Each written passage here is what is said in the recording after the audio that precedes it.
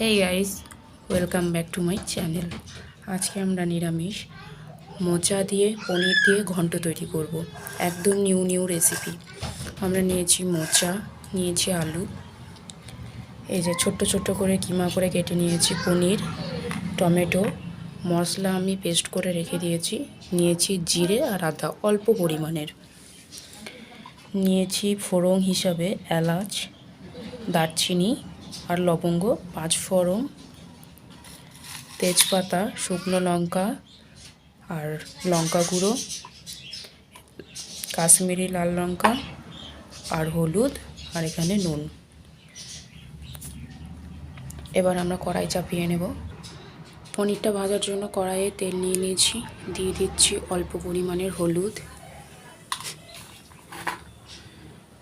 দিয়ে দিচ্ছি সামান্য 1 চিমটে নুন।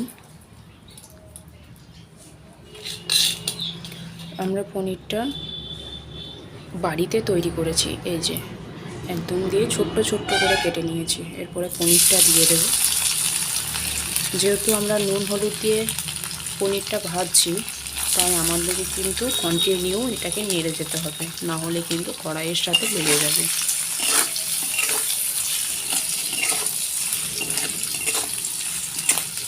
পনিরটা লাল লাল করে ভেজে নেব।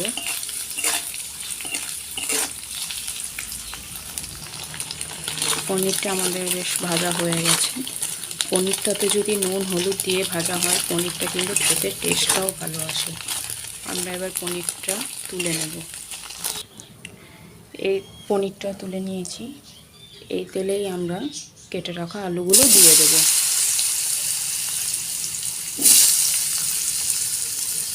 এই আলুগুলো একটু নাড়াচাড়া করে নেব।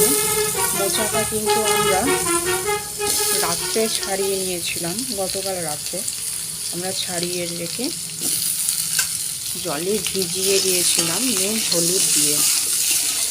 নুন হলুদ দিয়ে ভিজিয়ে রেখেছিলাম গতকাল রাত্রে। তবুও দেখুন মোচাটার কত সুন্দর কালার আছে, কালো হয়নি কিন্তু, যেহেতু আমরা হলুদ দিয়েছিলাম তাই কালো হয়নি।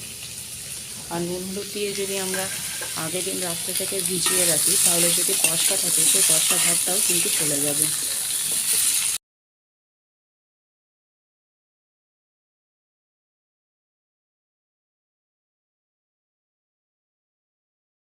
ঠিক আছে, দিচ্ছি আমি এলাচ, দারচিনি, লবঙ্গ, দিচ্ছি 5 ফোড়ন, তেজপাতা, শুকনো লঙ্কা।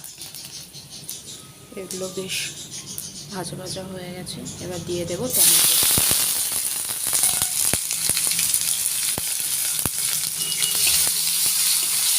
টমেটোটা একটু নাড়াচাড়া করে নিয়ে এটার উপরে একটু দিয়ে দেবো 1 চিমটে নুন।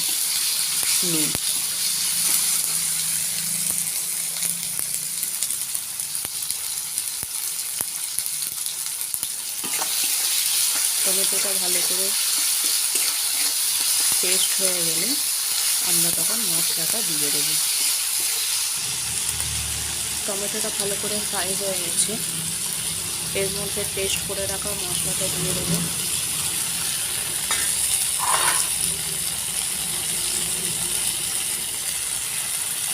দিয়ে দেবো কাশ্মীরি লঙ্কা,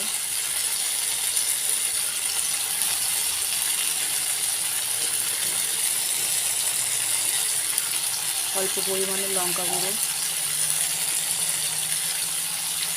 দিয়ে দেবো হলুদ, নুন দিয়ে দেবো। ভালো করে এটা নাড়াচাড়া করে নেব। এটার মধ্যে তেল ছেড়ে আসলে তখন আমরা আলু আর আলু থেকে রেডি করে রাখা মোচা আমরা এর মধ্যে দিয়ে দেব। এই যে মশলা থেকে তেল ছেড়ে গেছে। এরপরে রেডি করে রাখা মোচাগুলো দিয়ে দেব।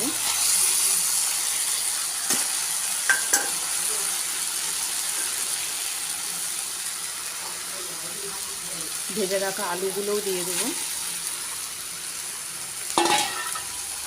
দিয়ে একটু নাড়াচাড়া করে নেব।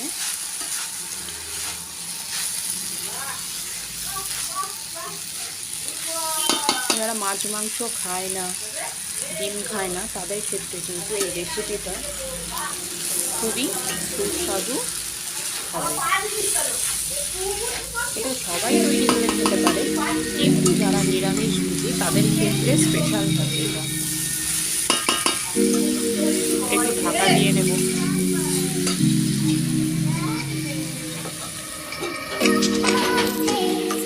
এবার ঢাকাটা একটু খুলে নেব।